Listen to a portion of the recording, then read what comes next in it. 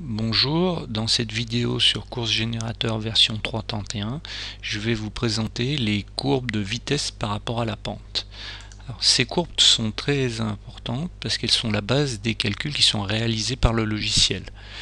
Ces courbes peuvent être sélectionnées par cette icône là qui va faire apparaître une boîte de dialogue de sélection, et pour savoir quelle est la courbe qui est active au moment du calcul, vous l'avez en bas avec cet indicateur qui dit que la courbe, c'est une courbe à 10 km/h qui a été sélectionnée.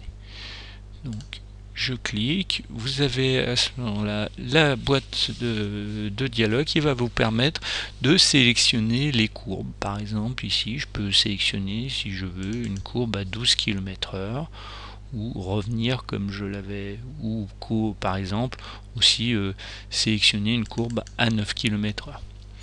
Voilà, alors pour ces courbes, pourquoi le 9 km/h? En fait, 9 km/h, c'est la vitesse à laquelle vous avez prévu d'aller si vous êtes sur du plat et sur une route. La qualité du terrain est dans ce cas-là, c'est une route goudronnée lisse. Tout ce qui est notion de qualité de terrain sera réglé par un autre paramètre du logiciel. Et après, en fonction de la pente, qu'elle soit négative, c'est-à-dire en descente, ou positive en montée, là vous avez des vitesses qui ont été paramétrées.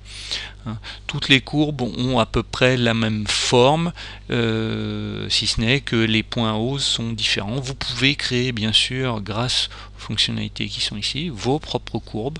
Entre autres, si vous êtes bon descendeur, la forme de la courbe peut être différente et vous pouvez l'adapter.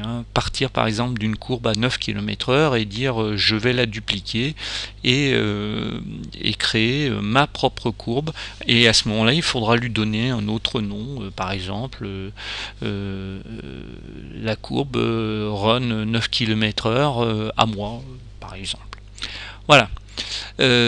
Donc à partir de là, une fois que vous avez sélectionné la courbe,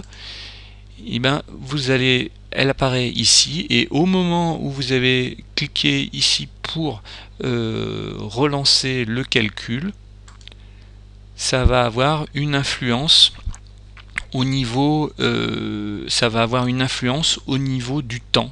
Ça va recalculer bien sûr tous les temps de passage pour chaque point, bien sûr le temps de passage pour l'heure de passage pour chaque point, et bien sûr au final ça va vous recalculer aussi le temps global, en prenant bien sûr en compte les autres paramètres.